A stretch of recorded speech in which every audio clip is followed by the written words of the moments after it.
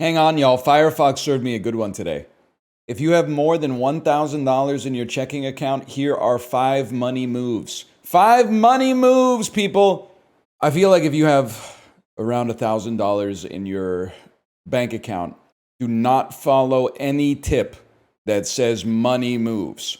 Do not Google money moves. Google sound financial advice. Money move is a red flag. But let's see, man. Let's see what they got. If you have more than $1,000 in your checking account, here are 6 money moves. Oh, dude. Under promise, over deliver. Okay, number 1, earn up to $100 this month by answering survey questions about the news. That seems like more of a money move for someone who would have like under $1,000 in their checking account. Number 2, oh, dude, it's a sponsored, they paid for a sponsored post to put 6 sponsored posts in here, man. This is crazy. You don't actually have to pay full price for anything. Most rich people didn't get that way by accident. They watch their money like a hawk. They almost never pay full price. Good news, the rest of us don't have to either. A free tool called Rakuten.ca works with just about every online shop you store at. Every online store you shop at. Earn up to $1,300 value in your first year with the Scotiabank Passport Visa Infinite card. Well, dude, these are money moves, man. This company will pay you up to $7 for every survey you complete. Stop giving out free advice. This website will give you up to $5 per survey you complete. If you're not using this free browser extension, you're probably leaving money on the table. Yeah, you definitely, this is insane. Those are not money moves, man. These are, one of them was just get a credit card.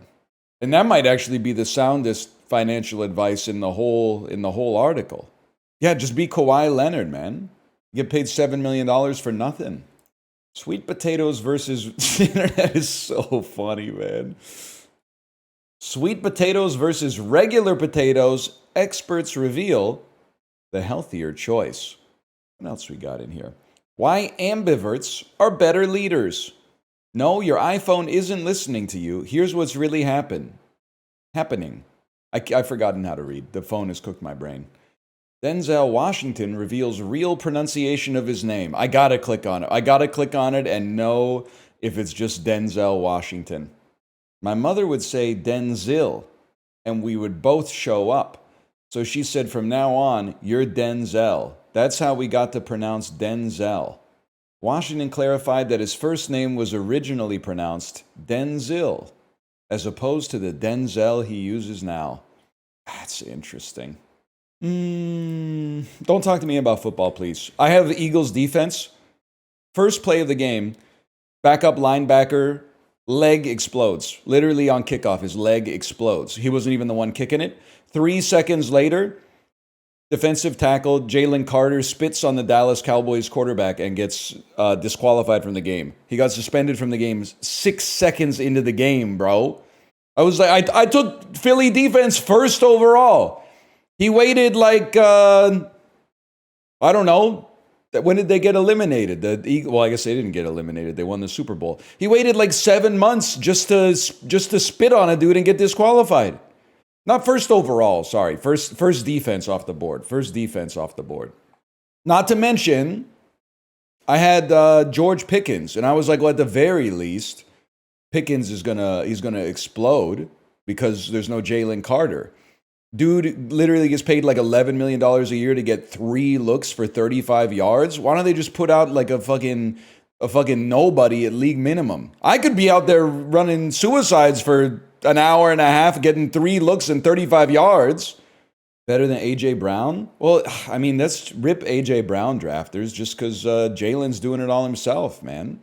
Not to mention, I'm up against Rob week 1. He had the Eagles kicker. When did kickers start hitting 73-yard field goals on the regular, man? Used to be like, oh, it's a 38-yard field goal. We better punt. We don't want to risk it. Now, all of a sudden, everybody's got like adamantium thighs. That is, I know this. That's Rachel Zegler. That's a given. And then we're looking at, it's like darker hair Justin Timberlake, but it's so Justin. That's so Justin Timberlake's head, but his hair is brown instead of black. This one's tricky, man. I just punched my monitor like it's the end of a PewDiePie video or something. Because I'm like, oh, I want more content.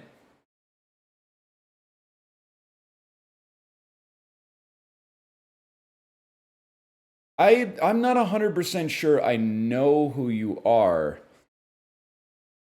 I don't think it's going to be you. Anyone that's Theo James? I don't think I know who Theo James is. He's in Divergent and Underworld. I don't know that one. He snorts human shit in the In-Betweeners? That's closer to my wheelhouse, but I haven't seen that either. Can you add Bracket City? No, it's what Shape Rotators think a word cell game is.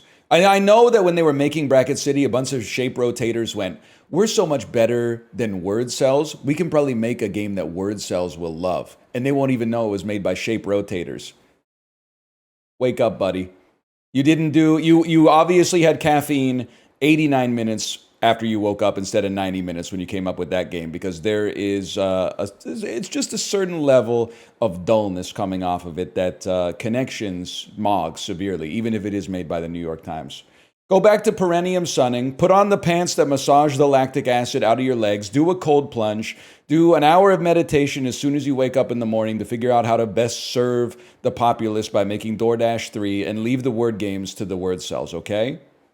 Magressa, you want to talk about exaggerated beef? Exaggerated beef, take a look at this. Kirkland Signature ground beef, 88% lean, 12% fat. It's fucked up that meat looks like this, and I eat it. But anyway, I mean, I don't know how much. I'm assuming a pound of ground beef at Costco has to be like $3.99.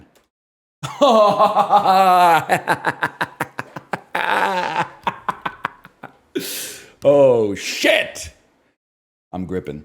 You can't say that. It's Friday. It's Friday. We have a little fun over here. That's way lower than I would have expected for Kylie, to be honest. I gotta go. I mean, is this guy from Kingston, Ontario? This looks very Kingston, Ontario coded. The horses, the limestone, the jeans, like it looks very Kingston, Ontario. He's from Vancouver. No way. I still gotta go Kylie. No. Why the tack vest? I don't know if you. I mean, I normally don't see it around here, but I do see it around here sometimes. Everybody got that one dude at their gym that wears the tack vest on the treadmill. And you're like, you just try to get a treadmill as far away from that guy as possible, because that's insane. I'm not talking about a weighted vest that you like, that makes you be heavier when you run. I'm talking about like a military issued tack vest. There's a guy that wears a tack vest at my gym doing rock climbing. The tack vest is, it's an epidemic right now. Anyway, I don't think there's anything west of Mozambique. They've made a mistake. I don't know. How would I know? How am I expected to know this? That's what you're asking me to do here is insane. Are you Botswana? It is Botswana! Is Botswana really west of Mozambique? Mozambique is on the east. Oh. In that fuck-ass song, he couldn't have just said that at one point in the song. He could. I'd like to spend some time in Mozambique. It is on the east coast of Africa. That would have saved me so much grief, man. You love that song? It's so bad. And it's so funny that it comes on after one of the best songs he ever wrote. We don't need to get into that. I was talking about it with Justin because he was telling me that Linkin Park fans keep issuing death threats to him. I was like, I don't get it, man. Because, like, I listen to a lot of Bob Dylan and people are like, he sucks. And I'm like, yeah, so true. But then if you say Linkin Park sucks, all of a sudden people are like, that music means a lot to me. I'm going to kill you. I don't get it, man. I just don't get it. People make fun of the music I like. I'm like, you're absolutely right. What the hell was he talking about? The sky isn't yellow, it's chicken. I don't know, man. It's crazy. Shut up when I'm talking to you. Shut up. Whoa. Shut up. I'm about to break. That meant a lot to me growing up, man. You better keep Linkin Park out of your mouth. You can criticize any artist and all plus to it, but if you say you don't like Linkin Park's music, we're gonna get you, man. It's a banger. I was bumping it in 7th grade for sure. It's crazy. It was kind of like Stolen Valor. My parents weren't even really like stopping me from doing things that I wanted to do because I didn't really want to do anything that was like that bad. If anything, I think I was just like, I want to live like closer to my friends. Everything you say to me. Fucking 7th grade teacher gave me math homework tonight because we one step closer to the edge and I'm about to break. No Doubt is that way for me and my friends. That's crazy because No Doubt also is not very good. They have like, I don't know, I like them more than Linkin Park, but it's like they got like maybe 2 or 3 songs I'm okay with. Yeah, they got some good stuff on Tragic Kingdom, man, but the rest of it I'm not really fucking with. Taste fell off with your hair. So true, so true. You guys ever listen to The Freed Pig by Seba Doe? That's a fucking no? You should. It's really good. Never took the Seba Doe dive? You could just listen to maybe like, you could listen to The Freed Pig, and you could listen to maybe like Flame. Maybe what's that one called? Like Margot's Candle? That's good enough, man. I think that's, I mean, I like Seba Doe, but you don't have to listen to it all. Yeah, Bake Sale, the album is really good. 20th Century Fox had a movie starring Anna Kendrick. Highly likely this is Pitch Perfect 3. Highly likely this is Fox. Yeah, Fox. Okay, so not Trolls. Pitch Perfect 2. Trolls.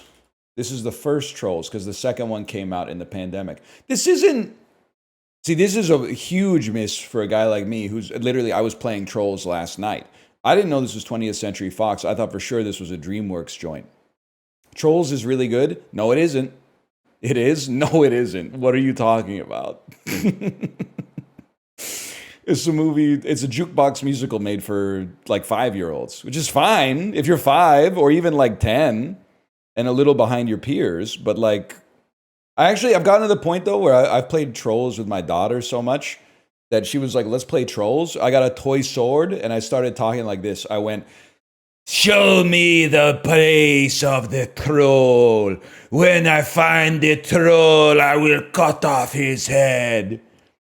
It is, and then she like pulls out like her Poppy doll that's like 2 inches tall, and I'm like, that is not a troll. A troll is as tall as the tallest building you've ever seen, and it smells worse than the worst bathroom you've ever pooped in, and it makes a horrible sound when it opens its mouth, like greep, greep. So I just done it so much. I can't just be like, I'm Branch. I'm going to go into my bunker.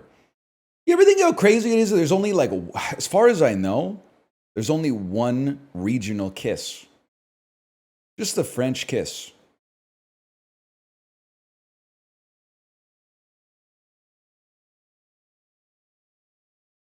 We don't say that word anymore, chat. Mods, this was a honeypot. I want to see 800 people banned from this chat immediately. This was a honeypot to discover the unwoke. And you fell right into my trap. Get mogged. Nah? Origin, I thought you were woke. I thought you were woke like me. We're gonna go... I mean, that's crazy. Well, I think I gotta go with the cheaper hot dog. Never mind, we're not gonna be perfect today. I'm gonna go with the better hot dog. What? No, that's not right. We can't play this. I'm sorry. There's no reason. Damn. There's no reason to play this game when the cut in half hot dog on a burger bun beats a hot dog that just looks kind of mediocre. This one's got to be slightly plump hot dog. It's got to be wrinkly dog. There's no dog in this one, man. I think even though this is the wrong bun, I think it looks better than that one. This would do it. This might actually be good. Oh my God, what? Just because some sausages are different colors, man. Just because it's not pink doesn't mean it's not good. It's got to be this, because this is more insulting. It's like they cut the dog in half. This, they gave you the whole dog, so it's got to be that. I'm sorry, it can't be this. This is like it's a mattress sandwich, man. It's no, like I don't care that this looks like not quite right. That one looks actively bad. The color's gonna win out here. Too expensive, but the color's gonna win out. This looks really bad. It has to be that. Are you kidding me? I got 3, man. I'm not going to say we should have gotten perfect, but there's a lot of those where I was like, I think the public is wrong on that one. I think the public is wrong.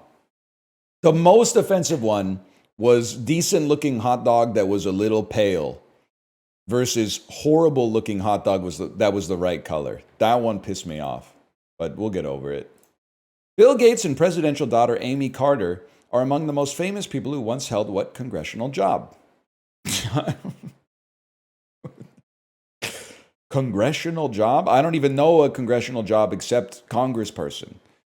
Even lower on medieval ladder than a squire. What kind of, a page?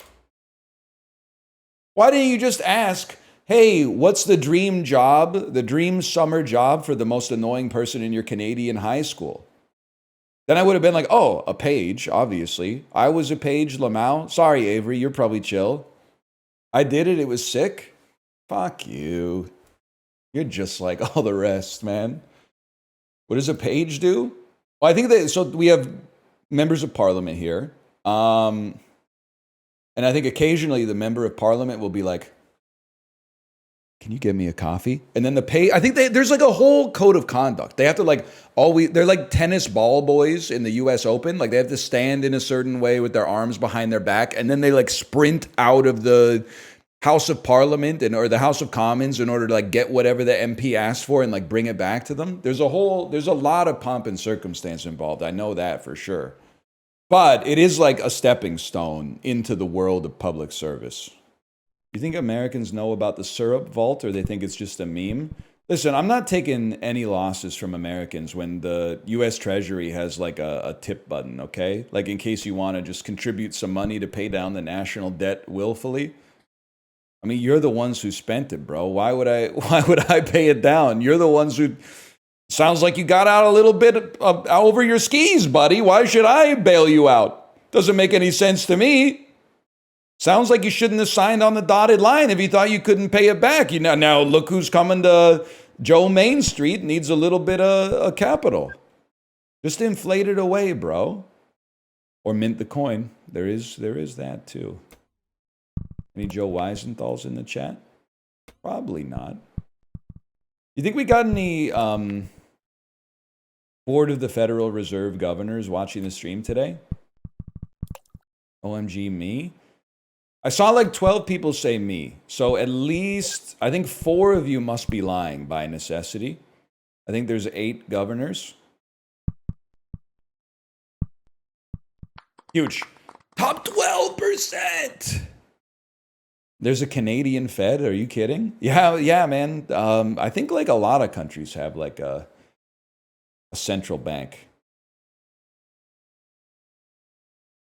50-degree angle. 56. 59. Yes! We broke our slump. Thoughts on shorting missionary? It's crazy. No. Do not short missionary. If anything, there's a short squeeze that's going to happen because missionary is so shorted. And it's shorted exclusively on narrative. It's not shorted on fundamentals that like when the short squeeze happens, missionary is going to the moon. That was like the realest shit that Slime said on The Yard. And I think about it all the time. When he said like, missionary's underrated. Everyone who says that is boring has never had sex. And I'm like, you finally put it into perspective for me. You've saved me. So I always see online, they're like, sex in the missionary position for the purpose of procreation. Have you ever tried it, motherfucker? It's like, it's really good. Sometimes you don't need the whistles and bells, man. Also, somehow Doggy gets more credit as being exotic. And I'm not complaining, but you're just looking at someone's back the whole time, man.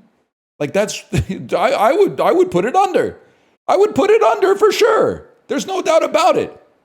It's crazy to me that doggy might have a higher market cap than missionary. Animals do it like that? That's what I'm saying. I guess I got some like higher minded ideals or whatever. I'm not like a dog that just does it and then like when the camera's still rolling, like I pull out and I throw up on the grass. You guys ever see that one? You ever see the one where the monkey puts his finger in his butt and then sniffs it and then falls backwards off the tree limb? That's a classic. That is a classic, man. I'm a virgin, man. That's literally totally fine, but stop talking about sex online. 'Tis better to appear a fool than open one's mouth and remove all doubt, y'all. And then, don't talk to me about gambling. The Lotto Max draws tonight. This might be the last time you ever see my ass.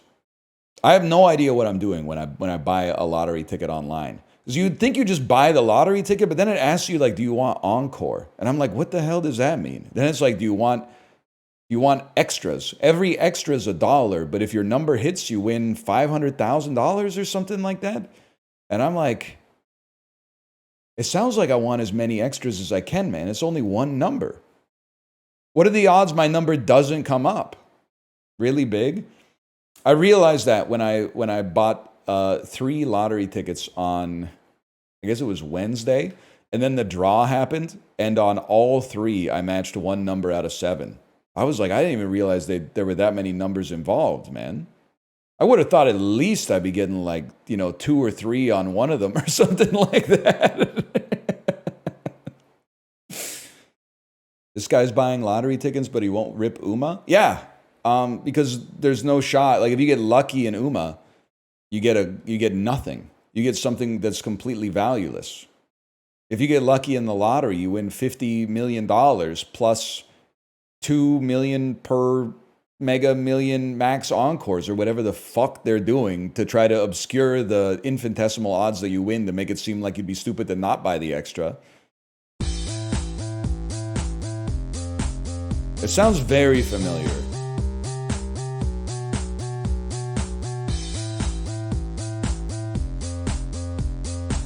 It sounds like Poker Face, but this is like, I don't know if that's 2011. That seems like a 2009 John. This is so 2011, man. Oh, no, wait, this is, I know this.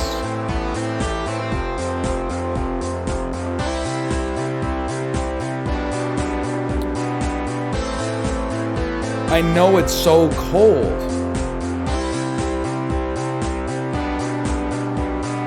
There's like in the background, there's like a, wait for it.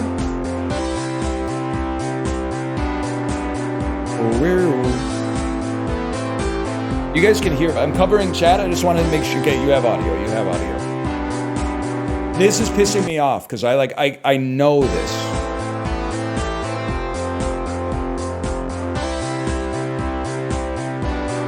It's that. It's down now.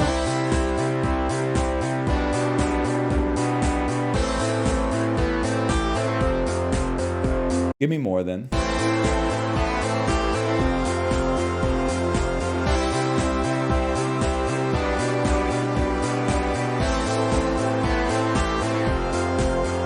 Give me more.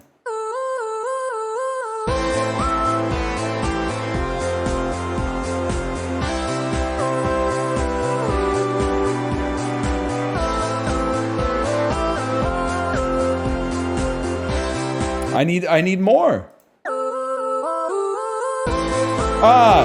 Yeah, stronger. Kelly Clarkson, stronger, but doesn't kill you. Yeah. Okay. It turns out I know it.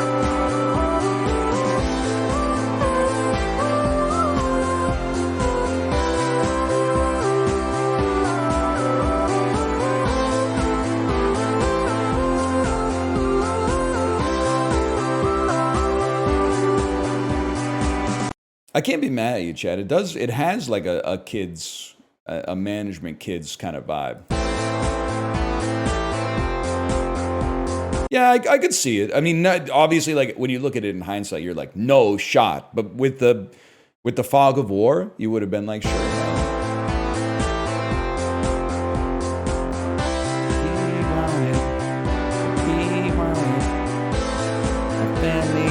Trees wanted to be wanted. Something like that. Yeah. It doesn't work? Yeah, it totally works. I just can't sing. Listen, most of the virtue signaling railing against that I do is self-aware. This is one where I'm like, you're virtue signaling. Just because this Kelly Clarkson song sucks doesn't mean that the management song that's good doesn't sound like it.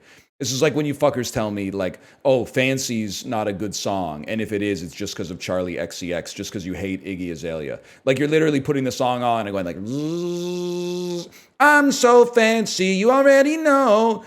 I'm in the fast lane from LA to Tokyo. Like that's ridiculous. That's insane. Weird Al did it best? No, he didn't, man. No, he didn't. I'm gonna crash out. I'm gonna crash out. Reddit comment. That's what it's the people who are like the original song sucks, but I love the Weird Al version. It gives the same vibe as like old people that are intimidated by rap music, but post like gin and juice bluegrass cover on their Facebook page. It's like previously I didn't want to be associated with the culture of this song, but now that they've made it banjos, look at how I can really appreciate it now. Now that it's culturally palatable for me to consume and signal that I'm consuming it, check it out. It's actually really good. Do some difficult game about climbing, by the way. You're going to be like, why know everybody's golf? Nobody hates to say this more than me. Watch Chiblee play it. Not good. Not a good game. Good guy. Chiblee, good Chiblee. Chiblee's bit was also good. I don't feel comfortable doing it because it's his bit, and that's the only reason why. But Chiblee's bit was really good. Ryan. 2 new bits. First one, Chiblee, I'm killing myself, Chiblee. I'm letting you know, Chiblee, before TMZ. I'm just letting you know, Chiblee. I'm gonna be dying, Chiblee. And then the next one, Chiblee, they put me in a plastic bag and threw me out the window, Chiblee. Melania wanted the windows open, and I said, the windows don't open, Chiblee. They're 600 pounds, but then they opened the window and put me in a bag and threw me out, Chiblee. It hurt really bad. Chiblee, my hand. Look at my hand. Chiblee, they're gonna kill me. Your Trump has gotten so much better. It's because I've been saying, Chiblee, I'm killing myself all day. Chiblee, that's why we open the windows. I'm jumping out the window. Chiblee, don't check the news, Chiblee. I like you, Chiblee. Don't look at the news. I'm gonna be dead. They let me on the roof again, Chiblee. Bad news for America. They let me on the roof. Chiblee, I like you. I like you. I'm gonna jump. Just letting you know, I'm gonna jump. Sad Trump is a really good bit. Sad Trump that comes to me to tell him that he's ending it all because he has more respect to me for some reason. 600-pound windows, Chiblee. They let me open them. They let me do anything. I'm Trump. They let me do whatever I want. They don't know I'm on the roof, Chiblee. Chiblee, I snuck onto the roof again. Chiblee, I told them I went to go smoke a cigarette on the roof. They let me on the roof again. Fools. They're fools, they are. They're fools. They're idiots. Just like the Democrats, they're idiots. Chiblee, they put me in the bag, Chiblee. It was scary. Chiblee, the TV blew up this morning, Chiblee. I'm not kidding. Chiblee, a possum. There was a possum, Chiblee. It climbed up the power lines, Chiblee, and it blew up the TV. The possum's dead and my TV doesn't work, Chiblee. I don't know what to do. They bite me. Chiblee, the rats, they bite me.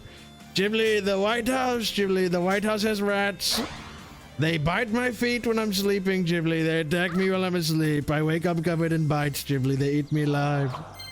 Chiblee, the rats are eating me and Melania alive. Barron attacks the rats, Chiblee. Barron does a good job. He kills the rats. But there's so many of them, Chiblee. They're everywhere. We opened the window to get rid of some, and then it was on the news. They said, Donald, you opened the window, did you? And I said, no, we cannot open the window. It's AI, 600-pound window. Okay there? Chiblee, you should have seen me, I said, Chiblee. I said, Melania wanted the window open, and we can't open them. They're so heavy, Chiblee. It's AI. Chiblee, I've got a boner, Chiblee. Chiblee, I'm in love with you, my penis. Chiblee, my penis. My penis really likes you, Chiblee. I cannot lie, Chiblee. Chiblee, it hurts a little bit. I think I need a massage, Chiblee. character that is Trump's best friend, but he like just listens to him all the time and just says okay because he doesn't want to be his friend. He doesn't want to hear him say all this shit. The greatest penis, chiblee, in the history of our great nation, chiblee. Chiblee. They're calling me a pervert, chiblee. Oh, Donald. Chiblee, I ate a poisonous apple. I'm sick. Chiblee, I'm sick. I ate the apple. Chiblee, help me. Oh, Chiblee. Chiblee, there were skulls floating off the apple. Purple skulls were floating off the apple, and I ate the apple. Chiblee, I'm turning green. Chiblee. Chiblee, please help me. I'm turning green. The snake told me to eat it. The snake told me to eat it, and I'm turning green. Chiblee, help me. We threw the rest out in a bag out the window. Please help me. They said I was too gluttonous. Dude, you guys have to stop typing in the impression because I want to talk normally again, but every time I read chat, it's the impression and I just can't stop.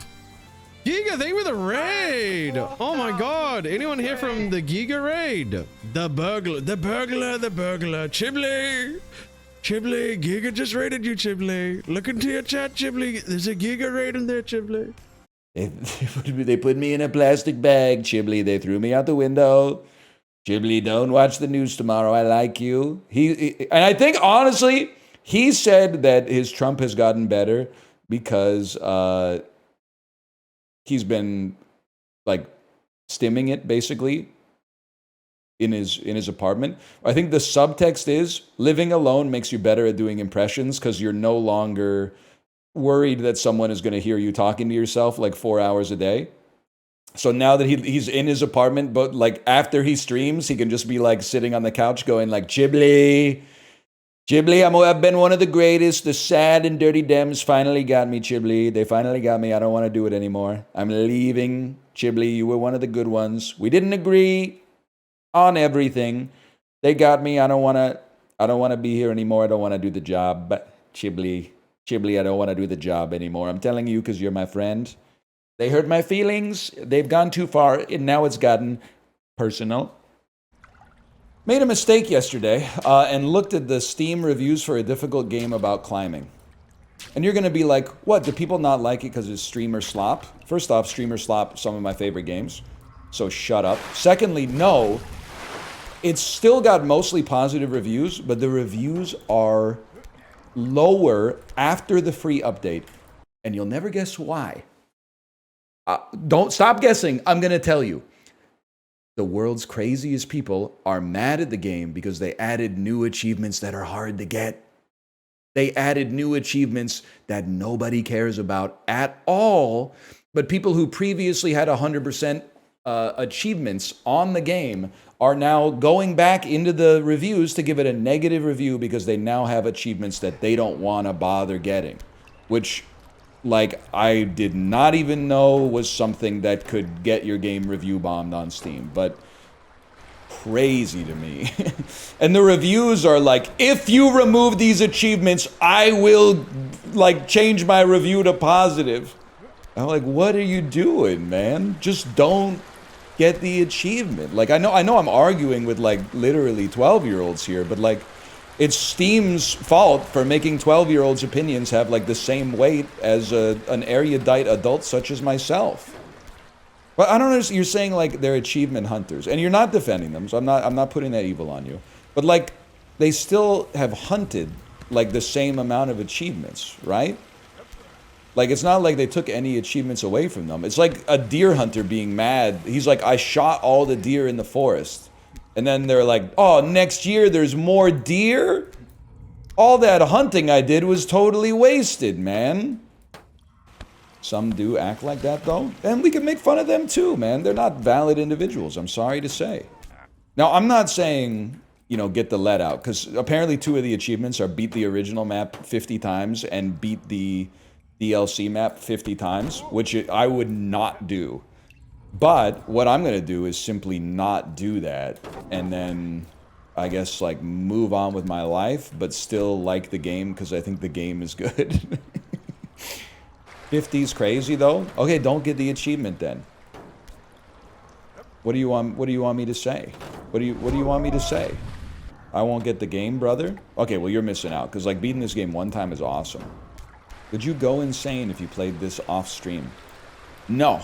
I think, to be honest with you, I think you'd be seeing exactly the same... Well, you wouldn't be seeing anything because I wouldn't be streaming, but it would be exactly the same reaction. Have you... There has not been a difficult game about climbing Crash Out in the 3 days that we've been playing the DLC. There's not... I mean, the mask would have slipped by now, man. The mask would have slipped. Ludwig mogged you in this last night? It literally doesn't matter. There's a different division for people with kids and people with no kids. Sorry to say. And parents, back me up here. If you don't have kids and you're better than me at a video game, that's the base case.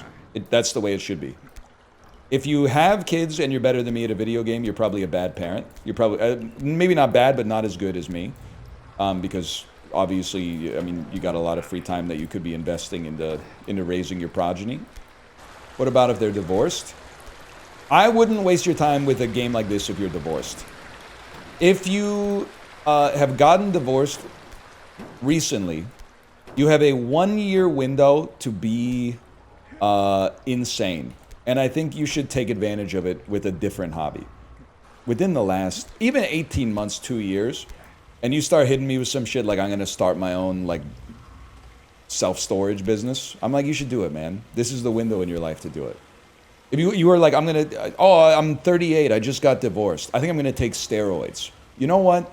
This might be your last chance, so go ahead. Because after 2 years, I'm gonna be like, no, dude, you gotta... She's gone, man. Get over it. You're past your window now. You're past your window. Stop telling people to do steroids in my chat. I already told you the... There's only one acceptable time. And stop saying I'm preparing for my midlife crisis. I told you guys, even though you don't believe me, I've already been through my midlife crisis, even though I didn't buy a Lamborghini. Okay? I bought a shirt that makes me look like a cowboy instead, even though I'm a streamer. And people will hit you with... People who have never been through a midlife crisis will hit you with stuff like you're not literally 50% to the average male lifespan where you live yet. Okay, but that's not what a midlife crisis is. A midlife crisis is spiritual. Midlife crisis happens when you realize that the world is no longer going to be yours and your generational cohorts forever, and instead you've already begun the process of transferring the world from your generation to the next generation. That's when the midlife crisis hits. It hits, in my opinion at least, it hits when you realize, oh shit, like... The handoff is we're starting to get ready for the handoff. You feel like, I don't know if this is my bubble, and I'm excusing my parents from this. My parents do not drink.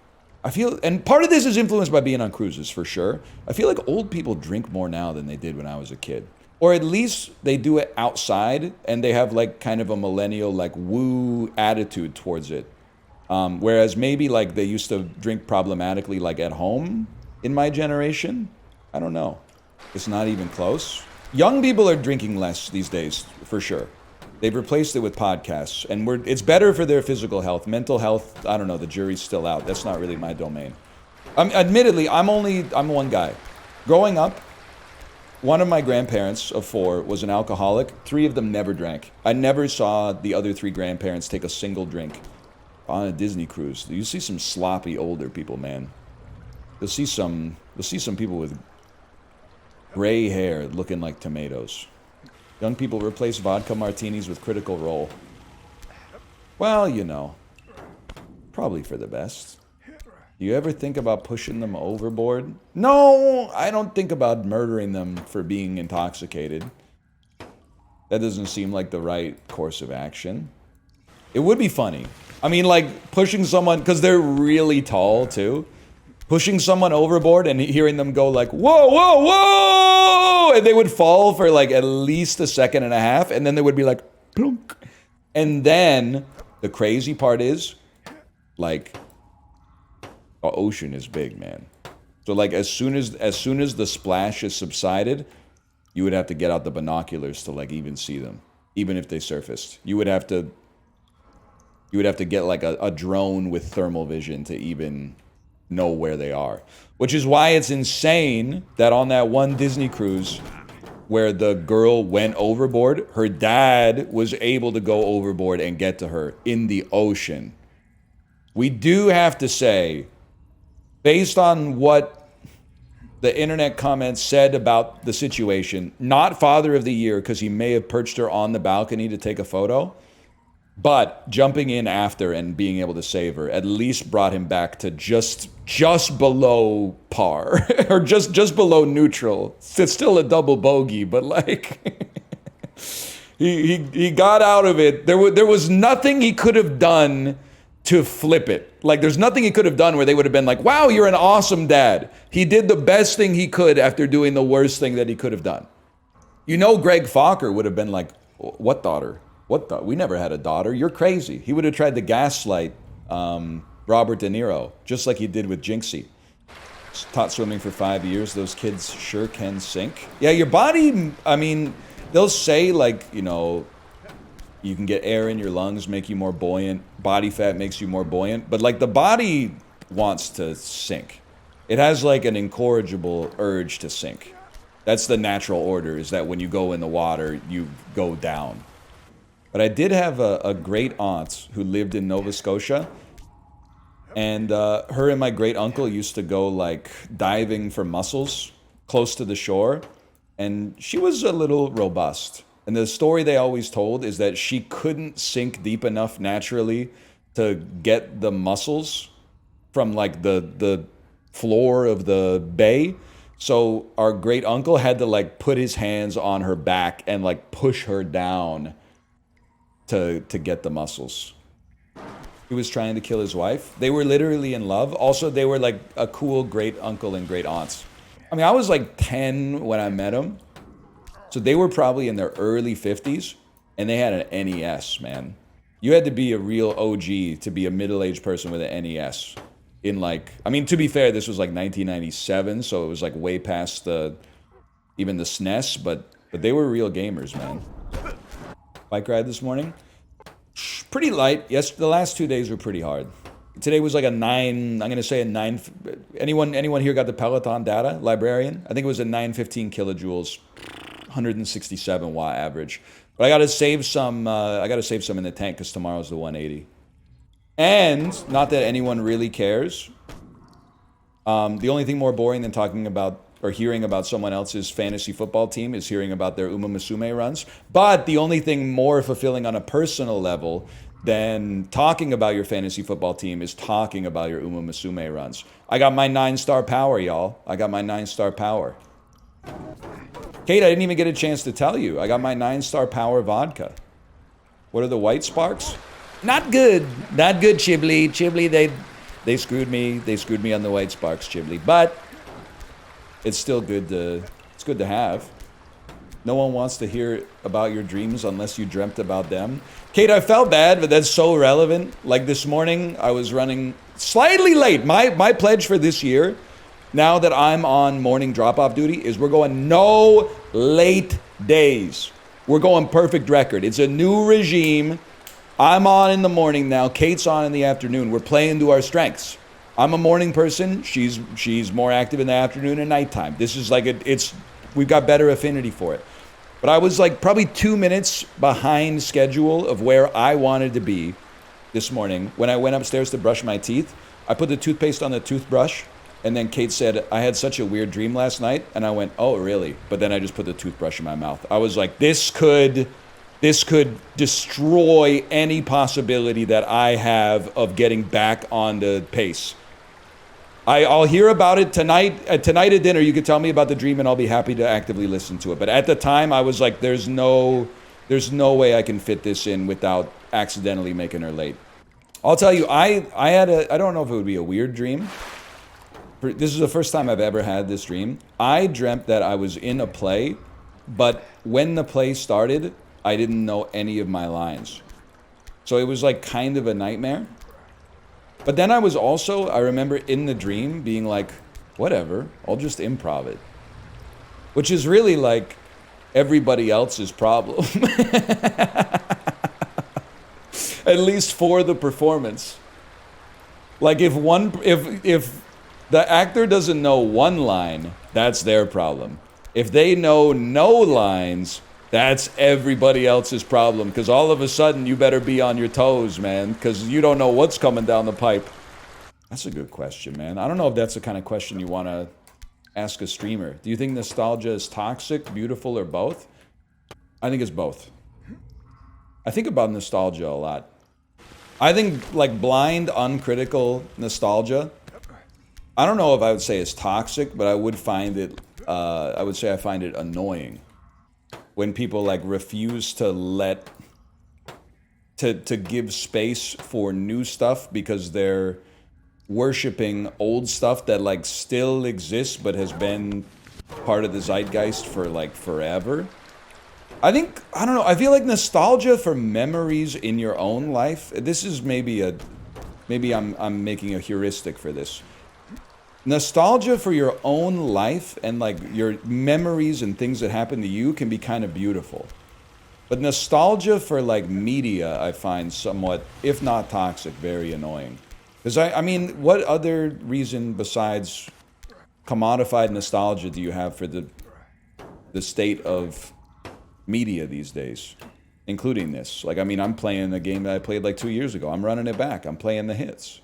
But really, the thing is, I'm just so sick of the fucking 80s, man. They need to line up all the 80s movies, shoot them, and make people watch. That's a little violent, but isn't that, like, what they've been doing? I mean, like, there's no... I mean, you should have to write a sentence on a chalkboard 100 times if you paid to see the new Ghostbusters movie in theaters.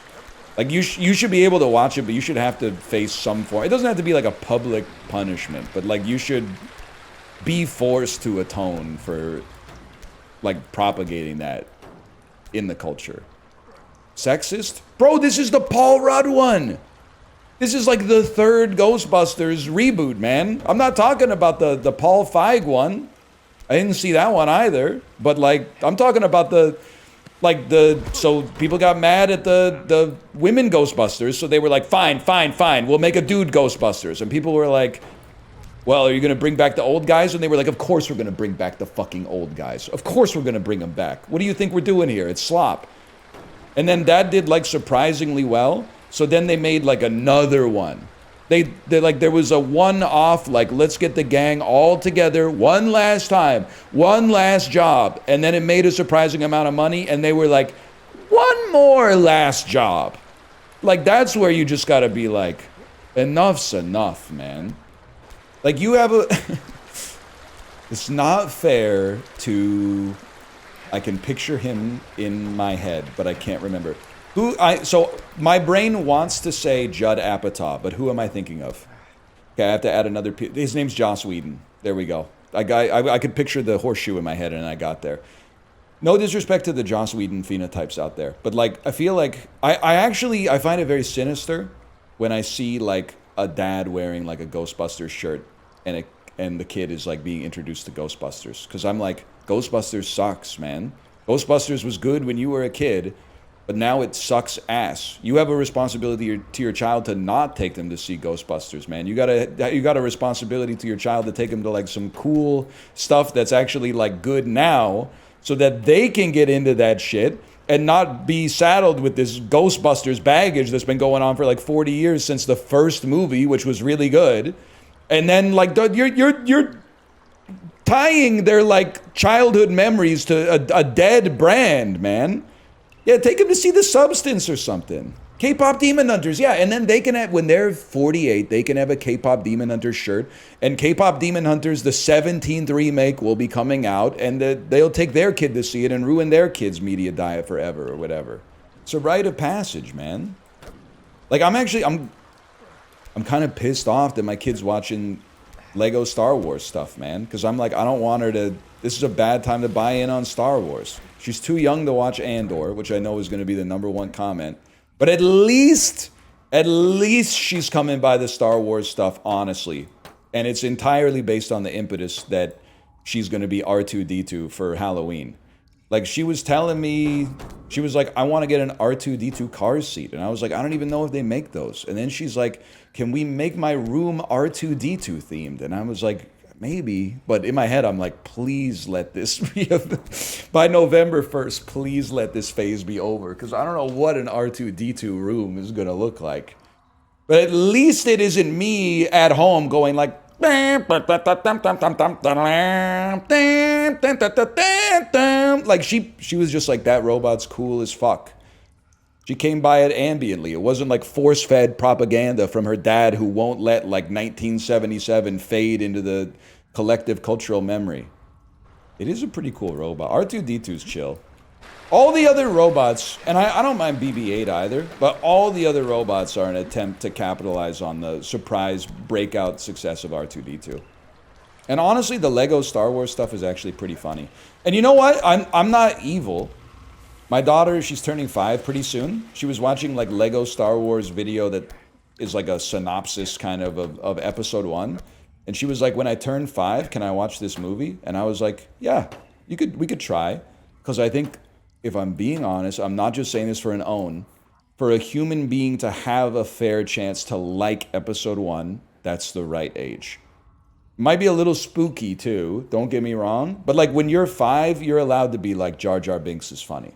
When you're 11, you're allowed to be like Jar Jar Binks is funny. Older than that, like if you're 14 and you're saying Jar Jar Binks is funny as fuck, you're probably... I hope you got a lock on your lunch money. That's all I'm saying. Because you're not supposed to be into Jar Jar Binks at age 14. But if you're from 5 to 11, you can laugh at Jar Jar Binks with no self-awareness, and that's fine. No one gets bullied these days. I don't think that's true, but a funnier way to reply to that would be, I've noticed. Comedy has its limits, people. Wouldn't that be a funny thing to say before I cracked a big glass bottle over my head and bled out on stream? Some things are sacred, guys. Ooh. He's dead. He's dead now. He did it all for the bit. Chiblee. Chiblee, they got to me. I'm strong, but I'm not that strong, Chiblee. Every man has his limits, Chiblee. The dirty Dems have dug too deep, Chiblee. They've hurt me this time. They've hurt my feelings, Chiblee. I don't want to be president. I don't want to be the president anymore, Chiblee. It fucking sucks, Chiblee. It sucks being the guy. I thought I wanted to be the guy. It sucks being the guy. Nobody likes you. No, my friends aren't fucking with me, Chiblee. They're not really my friends. They just want to be close to the warm light of power, Chiblee. I'm telling you because you're a real motherfucker, Chiblee. You've always been there for me, Chiblee. It's Chiblee's bit. Chiblee, I'm giving full credit to Chiblee. It's an incredible bit. Depressed Donald Trump, who is confiding in his only friend, Chiblee. Hold. I forgot what I was talking about. Oh, Chiblee's Kava arc? I think I could get him off the Kava arc and get him on the lottery, but might have to slow play it. Might not want to tip my hand too early. He drank too much of it and threw up? I thought it had no... Well, you told me yesterday it had no side effects, man. What do you mean he drank too much of it and threw up? That's not a side effect, that's just an effect. I guess I can't really argue with that, but you're a funny guy. I appreciate that. Some, you know, consequence of having a receding hairline in high school, probably. But you know what? We'll take that. Can't change it now. Started balding at 16 and my friends do think I'm funny. Listen, I'm not trying to contribute to the propaganda that hot people can't be funny. But I think it's your brain. It's got a whole bunch of shit going on behind the scenes. I think there might be some truth to the idea that, like, if you were getting a lot of attention in high school just because of the way you looked, you probably were like, your brain was like, I don't need to try hard at other shit. Just showing up gives me, like, good neurochemicals, right? If you weren't that spectacular, you had to find something else to, like, distinguish yourself. You had to, I don't want to say that hot people can't have a personality. You had to develop a personality perhaps at an earlier age. Which is why it's crazy that Nick Kroll is actually, I would love to hate him, but I actually think he's insanely funny. But his dad is like, isn't he like the vice president of money at like Bank USA? It's crazy to think that if he had been born less affluent, he actually might be the funniest person in human history. Because he didn't have to do anything. But instead, somehow he was still like, I can't help it. I'm going to be funny. He and Mulaney met at Georgetown, though. Well, I'm sorry, but like... So this is where I end up on the wrong side of the impending class war. Some of the funniest people went to colleges you have to be really rich to get into. And the part of the reason they're funny is because to be really funny, you either need to be a guy who has like 7 DUIs and works for an HVAC company, and you'll be the funniest motherfucker in history. No one will know who you are, but we all know one person like that who's like, damn, this guy's funny as fuck. He's never told a joke, and I laugh at everything he says. Or you have to have like a fuckload of time and space to just be able to think about things. And to banter with other people who have lots of time and space to just find like a funny angle to look at something that other people don't have time to look at. Like the average person is not like, you know, why are there 2 names for it? Why is it take out and pick up? It doesn't make any sense. Like the average person is like, I gotta fucking go to work.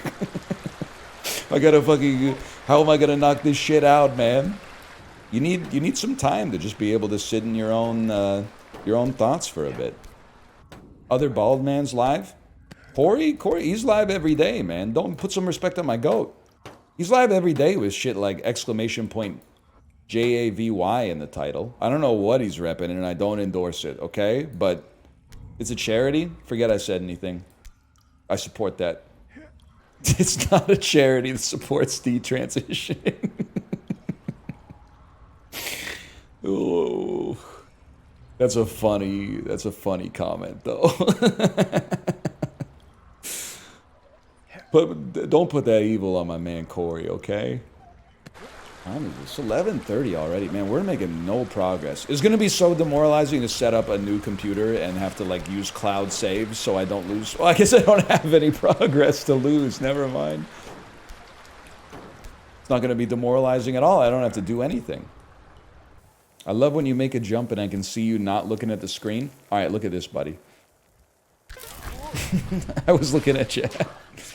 You ever burn CDs and give them to your friends at school? Lars Ulrich, don't listen. Yeah, all the time. Are kids these days, well, kids not really, but are teenagers these days still making mixtapes? Or am I also part of the last mixtape generation? Where like for Christmas I would make like a gift or buy a gift for my girlfriend, but then also make like a burned CD with it and like agonize over the track listing and the sequencing. And we had an inside joke about Richard Avedon, and then Stephen Malkmus comes out with that song Gardenia that talks about Richard Avedon. The song's like a 7, but I'll put it in the middle of the tracks just to see if she's paying attention and see if she notices the nod to the inside joke, you know? There was a labor of love, man. Shared playlists now. It's hard to give someone a playlist. It's got the same sentiment to it. It's a lot. I almost, to some extent, the more arcane the technology involved, the more meaningful it is, man. Because, like, it's like the corollary to, like, supply and demand, right? Making someone a mixtape in the 80s was pretty hard. Making one in the 2000s was easier, but you still had to, like, do something. But now, someone could hit you with, like, 12 playlist links a day. Like, my daughter's 4. She has 3 Spotify playlists already. She has top favorites. Then she has cat songs, which is almost every song from top favorites, but not all of them. And then she has playlist 3. She's working on playlist 4 right now. When your crush hits shuffle on the playlist. Oh, dude, I can't even imagine. When they shuffle and they find the song that's supposed to represent your admission of having been in love with them for like 5 years, that plays first instead of like 12th or something like that. Oh, no! No! You know what's an interesting part about getting old that they don't tell you about? Or at least getting older? I'm way more sensitive to like the moisture level of my fingertips now.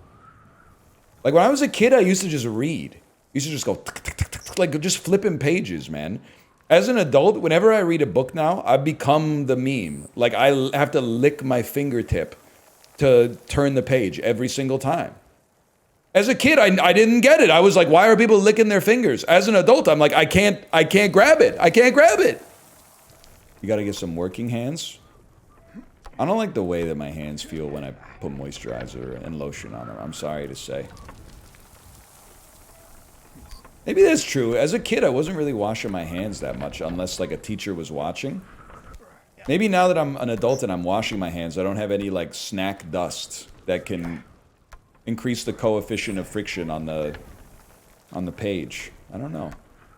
You also drank like 2 sips of water a day. Not me, everybody. Everybody drank 2 sips of water a day. We grew up in an era where like, I mean like, none of our moms in 1997 were like, I gotta get a gallon of water in today. They were drinking like 7 Tahiti treats or like orange crushes. Or like just a fuckload of fruit juice or something. Like we didn't know, man. We didn't know back then. And then now we're posting shit like, damn, why did the water from the water fountain hit so hard? Am I crazy or did the water hit better back in the day? Yeah, no shit, because you were thirsty, dude. We were dying of thirst. That's why it was hitting so hard. We had 1 sip of water like all school day. We're like, damn, the water was so good back then. You ever wear No Fear? I might have had some No Fear tearaways, which is a really ironic name for like the scariest clothing you can wear with no shorts underneath. Just think, like, that was peak like 4th grade. Was tearaway pants, at least for like, for me. It's always crazy to me that I'm like, 4th grade was like a year long. I guess it was like 10 months long, but like, I have like 6 memories of the whole year, man. Like, there's no shot that that was a year long. A year is a long time. Like, 2025 has been really long. I was not in the 4th grade for a year. It just doesn't make sense. Because I would remember more about it. Like, I remember more from, like, 2nd grade than 4th grade. Actually, you know what? Now that I think about it, I think 4th grade...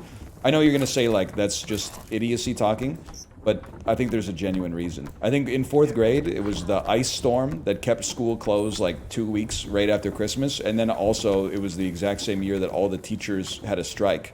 So I may have actually gone to school for, like, 6 days that whole year, now that I think about it. But, like, of the memories that I have... I may only have one memory from the 4th grade, and it's my teacher went to Peru on a vacation and showed us slides. No, 2 memories, because we had 2 teachers for some reason. The other teacher went to Florida for March break, and she brought back alligator meat for us to eat, and sugar cane. It was fine. I mean, it was basically just like a pepperoni stick, so I don't think it was like a authentic alligator. I think like anything will taste good if you turn it into pepperoni. Also remember in like, I think it was 3rd grade, a girl who lived on a farm brought in a cow's heart for show and tell. I don't think you can get away with that in this day and age, man. She literally just had that thing on like a paper towel on the floor, and we were like, we were just like, the teacher was using like a pencil to move the meat around and stuff like that. It was fucked up. I remember being like, that's what it fucking looks like in there? The lungs were just like it's like a pile of cold cuts. Scalp's looking good. Did you put some vitamin E on it? Can I tell you what I did? I made a huge mistake. Right at the end of yesterday's, like as soon as yesterday's stream ended, I ate random stuff from my fridge to eventually, in aggregate, recreate the semblance of a lunch. Macro-nutritionally, not in terms of like the actual composition of it, but like the atomic composition of it, the molecular makeup of a meal. And then immediately, my daughter was like, pretend to be C-3PO outside. So we went outside in the sun. So I slathered sunscreen all over myself. And I pretended to be C-3PO outside for like 2 hours.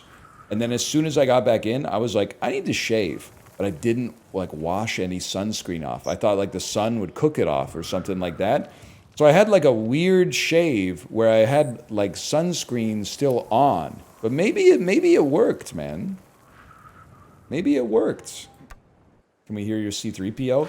No, because my C-3PO is not good, which I'm not embarrassed by, but every so often, and I apologize for this, I'm like, it slips from C-3PO into like Hank Azaria on The Simpsons, and I have to kind of pull it back to C-3PO.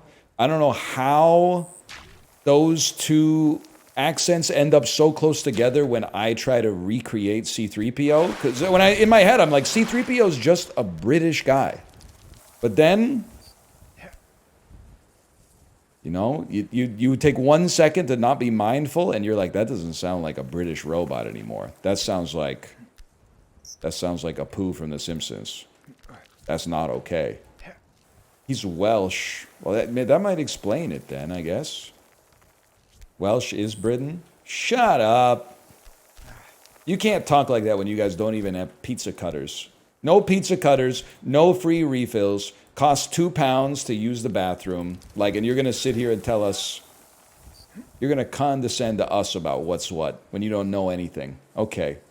Alcaraz versus Djokovic right now. You know, Kate told me that a famous tennis player did the soda pop dance at the U.S. Open. And I said, which one? And she said, I don't know. Name some. And I said, does he have curly hair? And she said, no. I said, does he have really short hair right now? And she said, it's a little short, but it's not that short. And then I said, is he good? And then she said, he's the best. And I said, but that's Sinner. And Sinner's kind of got curly hair. And then I looked it up, and I was stunned that it was Djokovic because he's old, man. He's my age. He's cringe. Yeah, but he's like really, really, really good at tennis, which is his job. I'm not saying you have to hand it to him. I'm just saying he's like really good at tennis. He's third best all time. I'm not a tennis head necessarily. I know just enough to get myself in trouble. But every time I look at a comparison of Federer, Djokovic, and Nadal, Djokovic has the best stats, and he's always third in the GOAT-off. And it just makes me think, like, what am I missing, man? It's like they always put like Federer was the GOAT when I was a teenager. They always put a little tilt factor on Federer to put him number one. David Nalbandian does not clear all of them, okay? If anyone clears is Canadian Olympic gold medalist Daniel Nestor. And then number two, probably Michael Chang. Hey, NL, chat's not being helpful. Why aren't you playing Silksong? Let me answer your question with another question. Why is the base case that everyone should be playing Silksong right now? Because it's out? Seems like kind of a... not like what a free thinker would do. Like, just because a new restaurant opens up, that doesn't mean I'm going to be eating there. I'll be eating at the White Spot because they got the pirate packs that my kid likes. And I'll be having Nat's Hearty Breakfast because they serve it till 2 p.m. You get 2 eggs cooked how you like, scrambled, 2 pieces of toast. I'll take sourdough, no jam or peanut butter required. I'm okay with just the butter. Let me get bacon as a side. I'll take the shredded hash browns, please. Not the smashed potatoes. I want the shredded hash browns. And maybe a Diet Coke. Definitely a Diet Coke. Make it snappy. They said because the game's up your alley.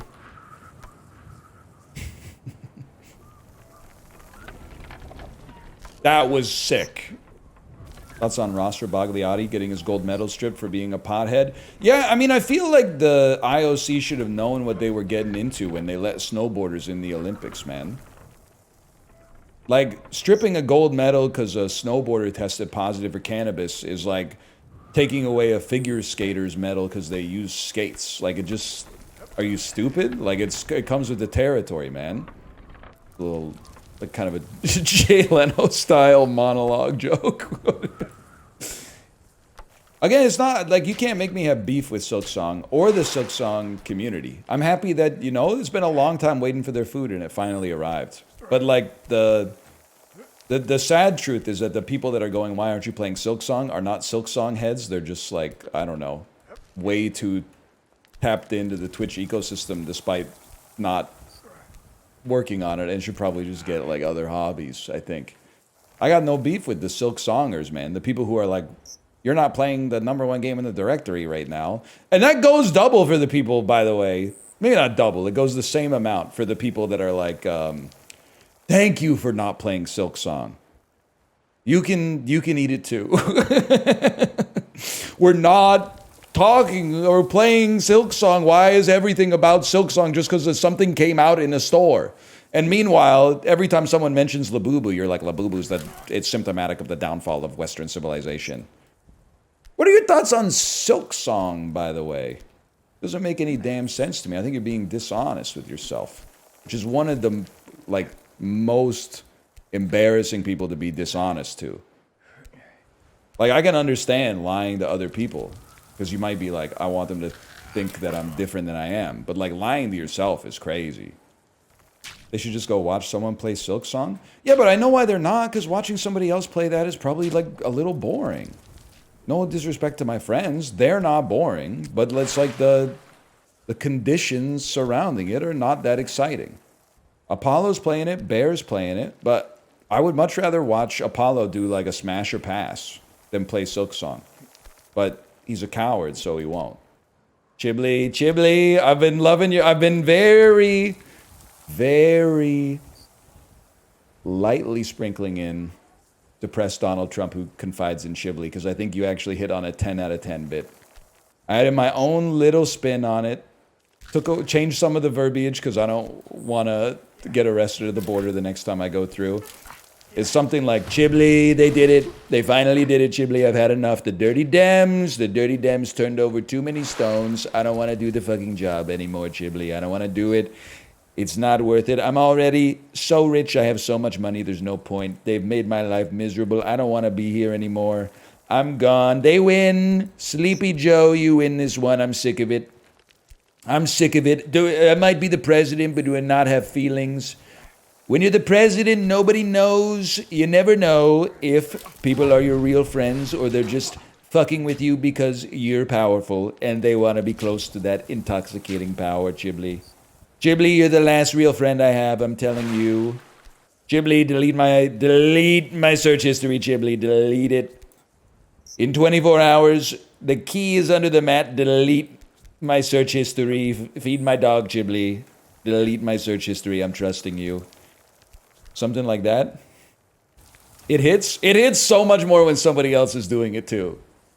It's a good bit. I mean, I'm just like really powerful men being sad is a really good bit, and if they have a funny voice that's easy to mimic, it's even better.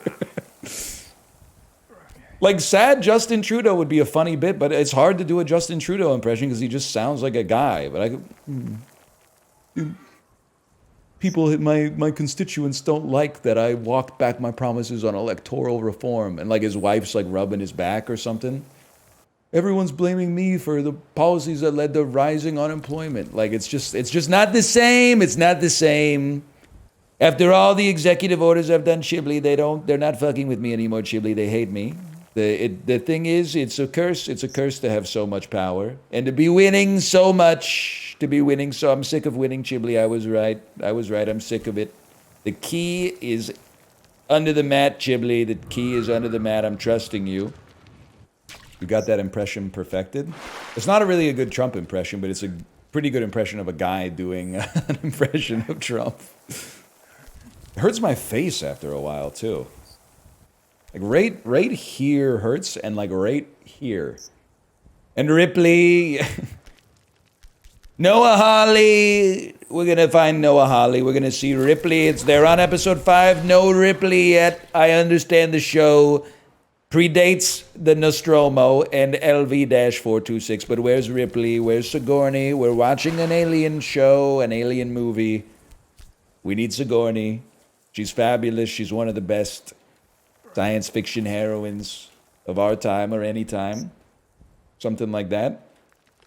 They got the freaky eyeball. We love him. We love the eyeball. We miss the face hugger, but the eyeball, it's no face hugger, but it's good as well. It's marvelous. Chiblee, is it true you OD'd on Kava? I don't want to embarrass you, but many people in my chat said your Kava arc is over because you drank too much of it and threw up. Yeah, man, I put it down.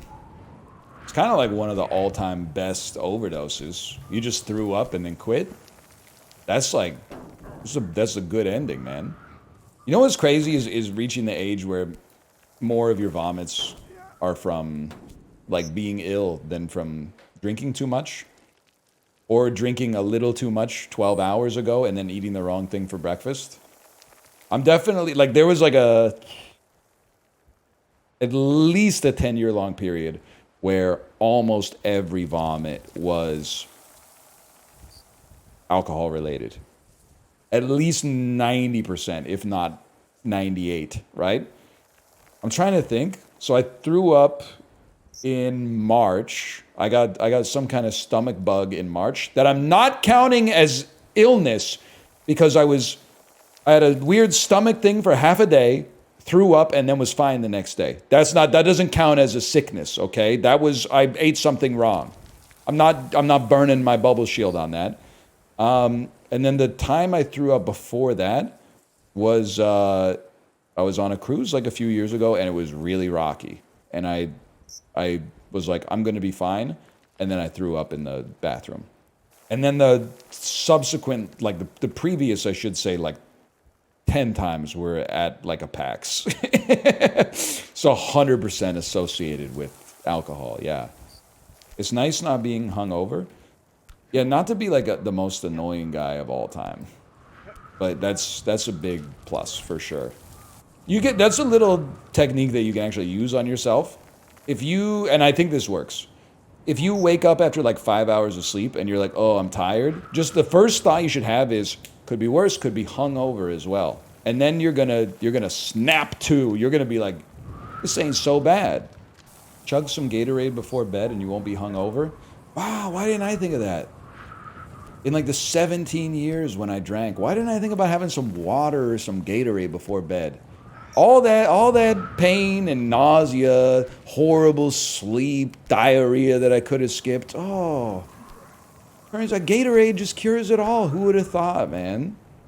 That shit doesn't work. If you're a real beerhead, that doesn't work. Sorry to tell you. You might be like a Michelob Ultra tier guy, but once you start getting into those high gravity double IPAs, let me know how the Gatorade's working out for you. 5:45 in the morning when your kid runs into your bedroom and jumps on your fucking stomach. It literally works. It alleviates like 10% of it. It does not work. You have no idea what you're talking about. That's insane. Drink a glass of water is like the most insane advice I've ever heard. Of course, it's better. 75%? You have no idea what you're talking about. You're insane. I forgot. No, it's not even your fault. I forgot you're like 23. You're like, I've been doing it for years. Buddy, you're still in AAA. Come back to me. Keep watching me. Keep watching and subscribing for 10 years and then come back. No? It's too late. If you could have left, you would have left by now. Now you got some attention. You're dialed in. Guys in his sophomore year of college telling me, like, just drink a Gatorade. Pro tip, I bought some Gatorade powder it's cheaper than buying the bottles individually. Now I got a big tub of Gatorade powder in my dorm. Yeah, bro, so did I in 2007. People do buy a lot of Gatorade. Every time I'm at Costco, I'm surprised how many non-athletes are drinking that much Gatorade. God bless them, though. Takes a village or whatever. That wasn't even close. It does taste pretty good. I'm not anti-Gatorade. And don't even, sorry, I know, I hate to do this, because I know you probably never encountered someone that will call you out. There's always one motherfucker who's like, anytime you say Gatorade tastes good, they're like, yeah, but Pocari Sweat, though. I'm sorry, I like Pocari Sweat, and on a hot-ass Tokyo day, it hits the spot. But there's Gatorades that clear it. I'm sorry to say. It clears all Gatorade. If they released it as a Gatorade flavor and you drank it in Ohio, you would be like, this beverage is like a 6 out of 10. But because you're on your you got your Japanese stationery and you're in a fucking Shin Yokohama station or something like that, and the train will be arriving on platform 6. Motherfucker. The vibes are doing all the heavy lifting. There's no extra sugar and shit. This shit has like 170 calories a bottle. What are you talking about? Japan's crazy because you'll like go to the vending machine and be like, oh, I want to have something healthy but refreshing. And then there'll be like a bottle with a bunch of vegetables on it. And you drink it and you're like, wow, this tastes so good for vegetable juice. Google Lens on the ingredients, brother. Or don't. 98% apple juice, like a little bit of lettuce powder or spinach powder in it. Gatorade 300? Unfortunately, my aggressive, that's just Gatorade. But that's why, like, I don't know. I treat Gatorade as like it's almost like a medicine. Like, I think I never stock it in my house. I only buy it if I'm out and only if I'm like insanely thirsty. Like 10 or 12 years ago, I used to run on the treadmill at the gym and then take the bus home. There was like at least 3 or 4 times I got off the bus early to stop at a convenience store and like buy and drink a Gatorade in 3 seconds. And it's when that happens, it's the greatest beverage that you've ever had in your entire life. When your body is like craving it. Always crazy to me, like like we go to the drink fountains at like Disney World and you see that people are like, they're getting lunch, they're getting like a cheeseburger and fries, and then they go to the drink fountain and they get a Powerade. And I'm like, if you like it, that's fine, don't get me wrong. And there's times that it's hot. It's just a strange beverage to pair with your meal. You're the kind of guy to say live your life on the internet but be a bit of a puss IRL. Truth to that, for sure. I never felt that more than when my daughter had to use a bathroom. So I went into a coffee shop and ordered a coffee I didn't want, in order to then be like, can I get the bathroom code? I was like, oh, fuck. If I was living my truth, I would have just walked up and been like, my daughter has to go to the bathroom. Can I get a bathroom code? Instead, I had to fucking like, I had to like tech the combo. I was like, hey, can I get a coffee? Oh, by the way, I've just realized that I came in here for a coffee. But now, independent of that, before I forget, while I'm here, I might as well use the bathroom. They saw right through you. The worst part is, at first, it was like a new coffee shop too, like that opened recently. I think at first they were beaming. They were like, a customer in the coffee shop. He must have heard that our coffee's good. And then as soon as I said, can I get the bathroom code? It was like flat demeanor. They were like, he's just in here to piss. But the coffee was pretty good. I probably won't be back, but the main reason I won't be back is because that shit is in Burnaby, which I'm not in that often. And if I was, I'd probably be going to Hanam Supermarket or H Mart, so I'd be eating at one of the cafes that's in North Road Plaza. Like Black Milk Cafe or whatever it's called. Black Milk Coffee, I think. That's the other one that pisses me off. I'm sorry, Japan is really nice. Korea is very nice to visit as well. When people start glazing the canned coffee, that's where I start to flip my fucking lid, man. People start to talk about the canned coffees. Best thing about the canned coffees is availability. If you ever, it's very rare in North America that you're like, I want a coffee, but I can't get it, because there's coffee shops everywhere, even if they aren't great, always, but the availability and the convenience is really nice. And the price of the canned coffees is crazy.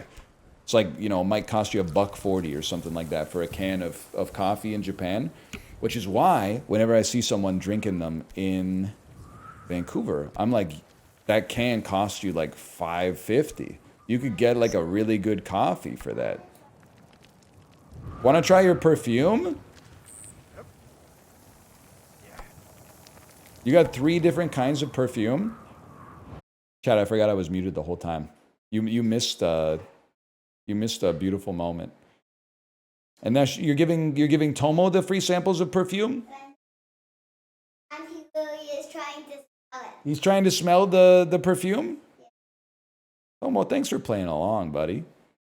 Essential oils are bad for cats. It's okay, y'all. It's just a bottle that used to have apple juice in it. I understand your concern. Because we used to have an essential oil diffuser until I told someone one day, and they were like, oh, that can like kill cats, right? And I said, no shot. And then I looked it up and they were right. And then we threw that in the trash.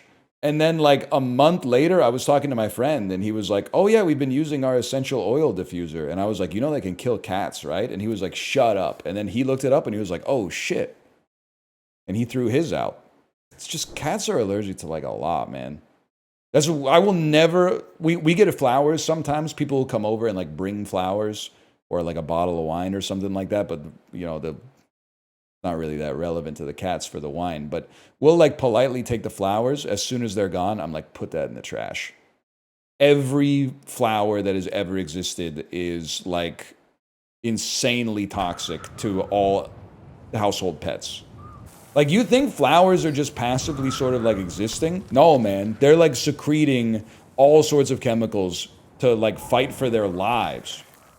We just kind of tank it because we're the goats. But other animals, not always, man. I will never allow flowers in my house as long as we have cats. Some cats are good for it. Like, they just won't eat it. But, like, not my cats. They've been raised, like, too cushy. They'll eat whatever they can get their hands on. They're eating plastic. Other animals kind of bitch mode like that. I mean, we basically, like, humans can tank almost anything. People will, like, eat glass and shit. Well, maybe like that one guy who ate the whole airplane. No, we're not. Dude, humans are so resilient. Physically, at least. Yeah, that one guy ate a hornet's nest, man. I mean, we're fairly vulnerable in, like, the whole scheme of things. Like, we're more vulnerable than, like, a boulder to blunt force trauma. But, like, we're really good at, like, digesting stuff without dying for the most part. Rabies kind of OP, though. But luckily, that's not, like... Most people don't get it, I think.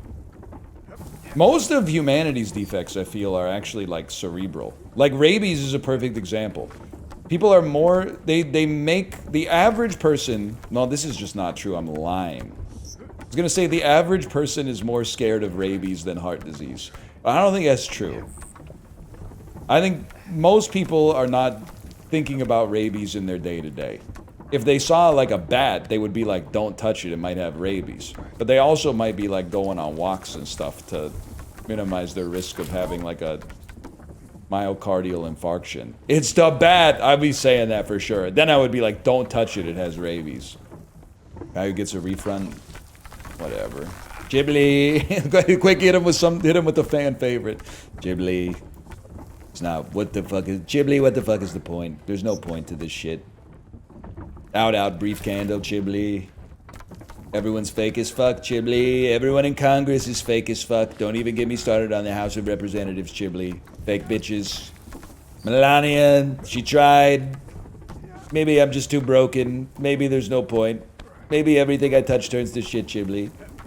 So many type A chatters, what's their deal? You know how I said, like, doctors ain't shit because they mostly... Well, they're doing good stuff, but they don't get to be called heroes because most of them are doing it for profit motive.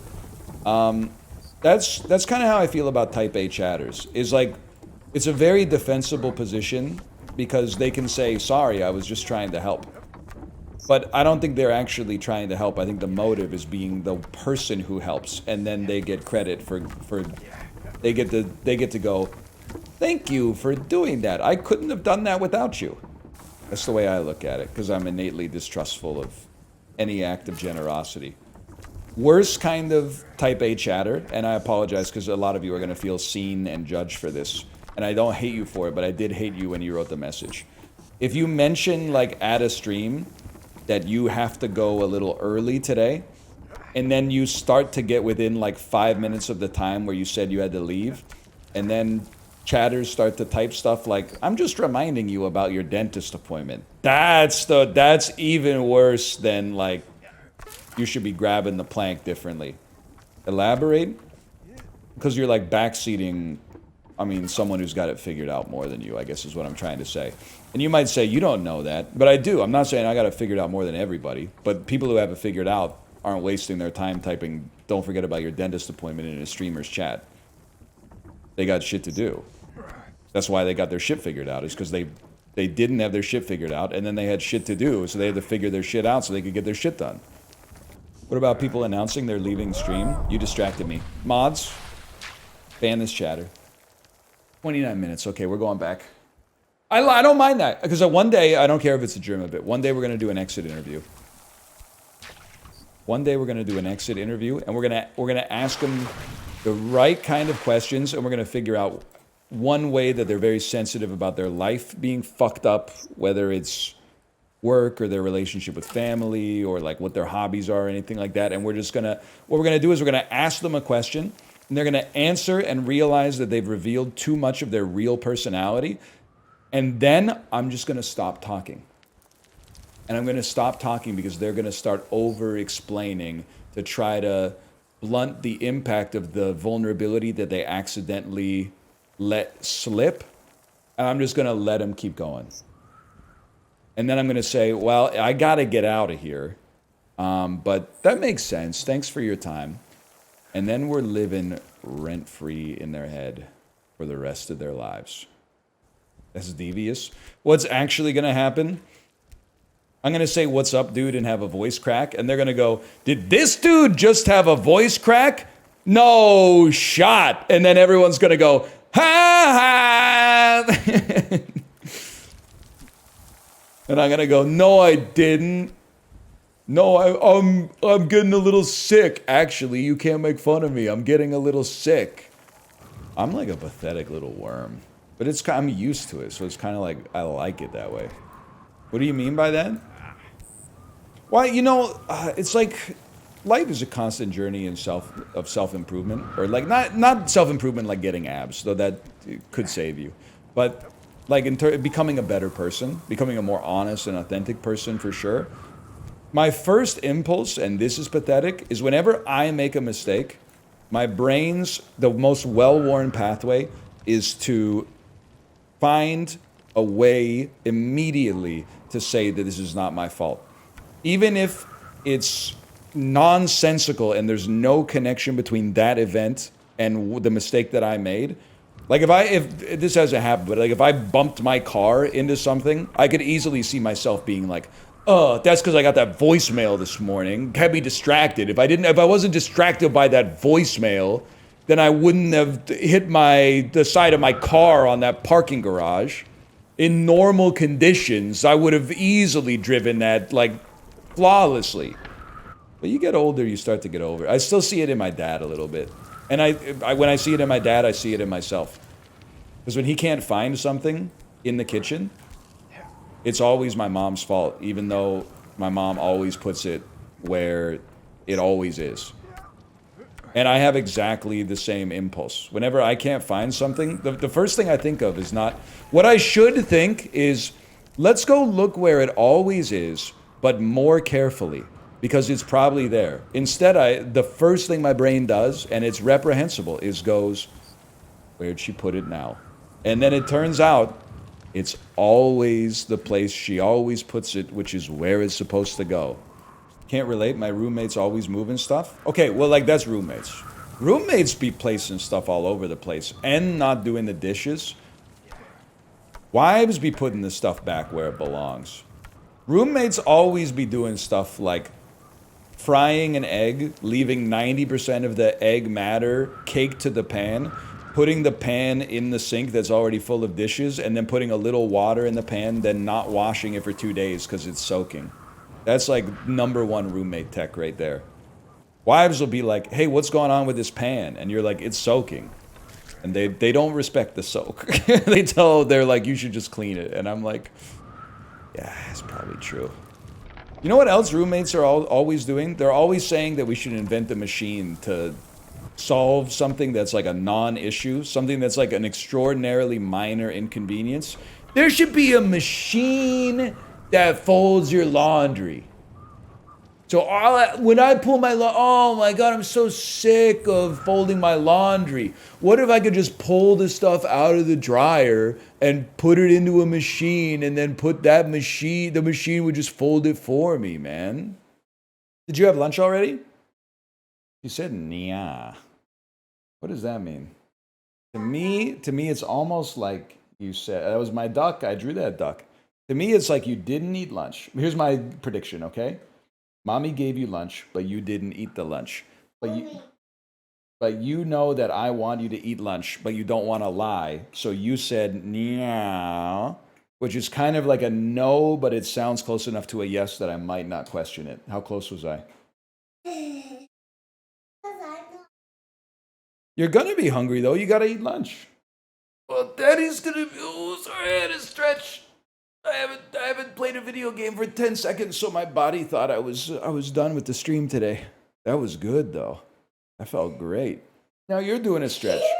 Daddy's got like 20 minutes left of putting his nose to the grindstone. Any chance I could convince you to go upstairs, maybe watch some Lego Star Wars and wait for me to come up? Well, there's a problem because I don't really want to turn on my camera. I also don't really want you to pull everything out of those drawers where it's very nicely organized right now. That's kind of a kid classic, though. Oh, I forgot. This is like your favorite game, right? Especially when I fall. I got some bad news for you. I don't think I'm ever going to fall again. Watch this. I mean, this is not easy, too. This is some difficult stuff. Oh. I'm going to go that way. No, in there. In there? You want me to fall down the Grand Canyon? Yeah. I'm going to get hurt. I'm going to break some of my bones if I fall to the bottom. It's a game. This isn't a game. Daddy's at work right now. Nice hat. I don't get paid unless I beat this game in the next 8 minutes. And then that'll be the end of us going out for brunch. I'll tell you. Oh. Do it again. Do it again. I'm going to make it. It's a hard jump, okay?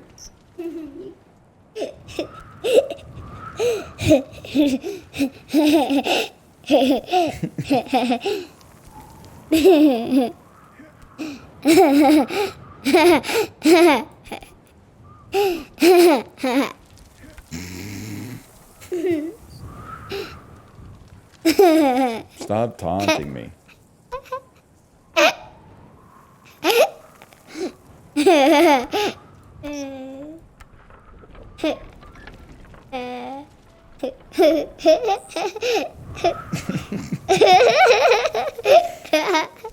No!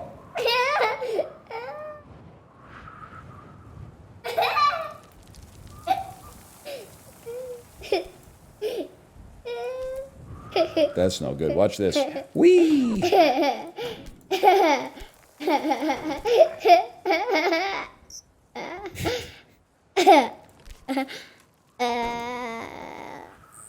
When are you going to start streaming, honey? Another year. After one more year? Yeah. You're going to be a 5-year-old streamer? Yeah. 5-year-old streamer. It looks like you fell down.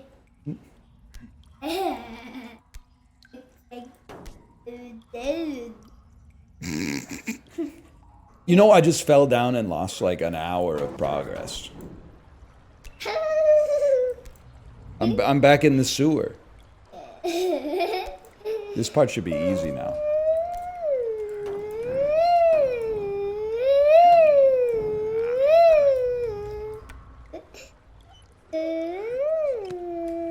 Oh no! Hey, I didn't fall. I didn't fall all the way. I didn't fall all the way.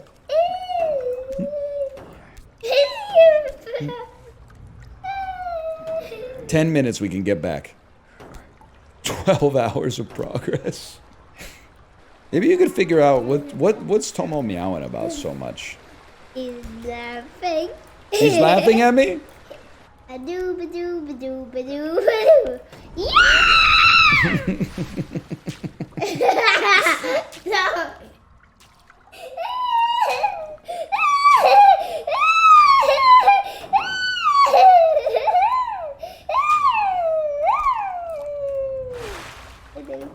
The man in the sewers. We go again.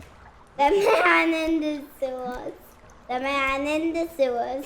That's what they should call this game, the man in the sewers. The man in the sewers.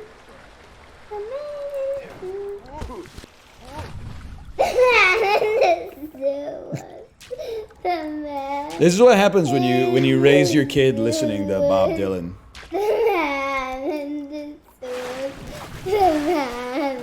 There's another man named Bello moving around mysteriously. You know that song? I didn't do it, he said. He held up his hands. The man. I was only climbing the sewer pipes. I hope you understand. Hello.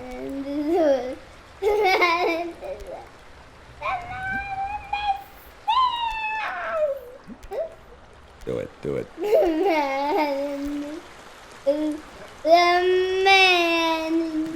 I'm just gonna tell, and this is constructive criticism, okay? If you're gonna stream, you gotta come up with one more thing to say. Sometimes you gotta let the audience breathe a little bit. You can't just keep repeating the man in the stew over and over.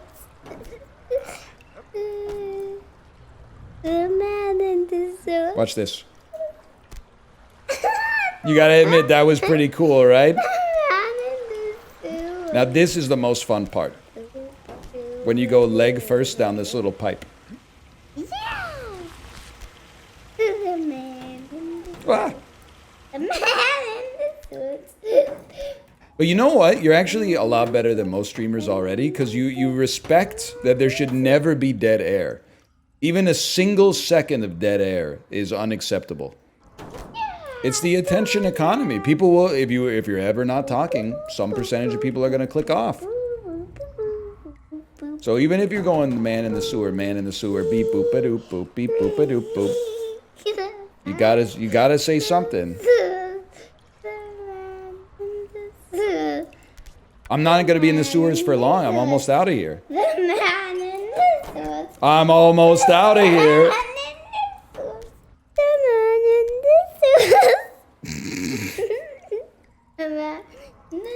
What was that? What was that? What was that? That was horrible. The man in the suit. The man. The man in the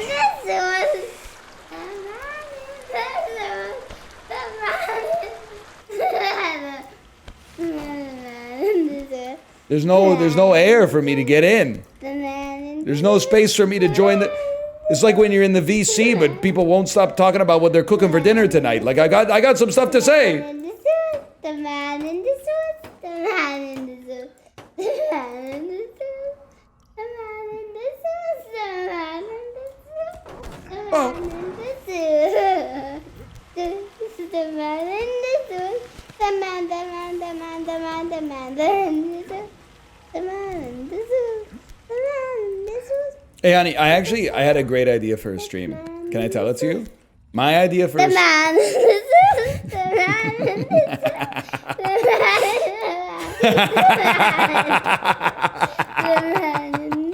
suit.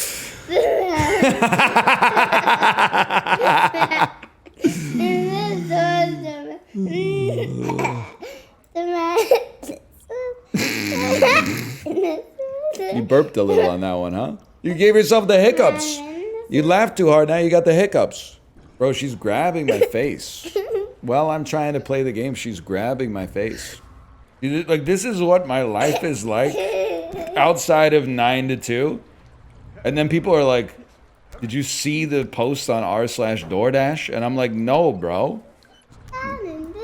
When you're older, I'm gonna require so much live-in nursing.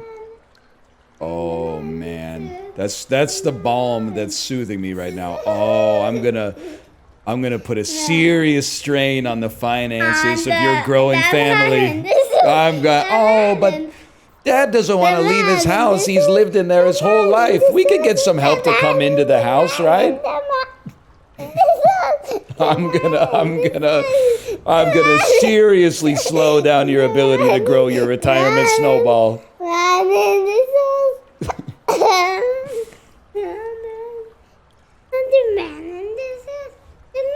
You're gonna be driving a used car.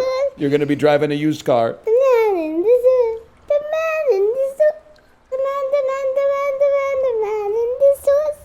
But you stole that melody. The man in the sewers, the man in the sewers. That's the farmer in the dell. You can't sneak that by me, Chris Martin. I owe the dairy, the farmer in... Oh, sorry, I mean the man in the sewers. The man in the sewers. You should be able to play Lava Chicken on stream. I would love to counter your man in the sewers with. No, don't go get it. Don't go get it. I can't play. You're gonna get me fired. She laughed, man. Oh, well, you know what? You can't see me. I have my eyes closed.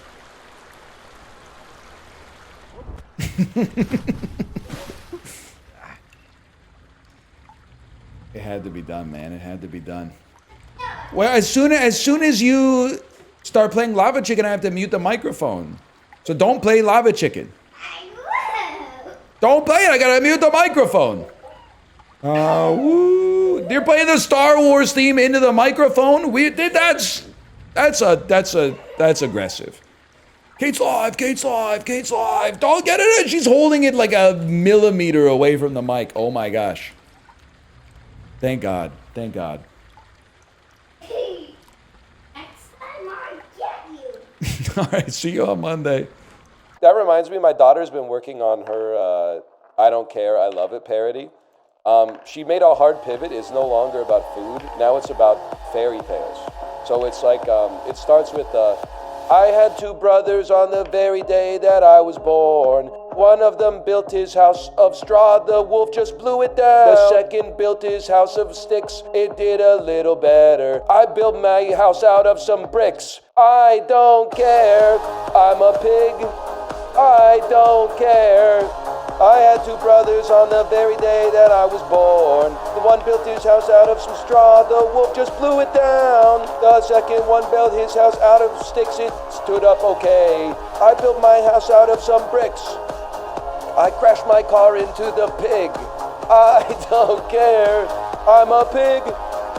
I don't care.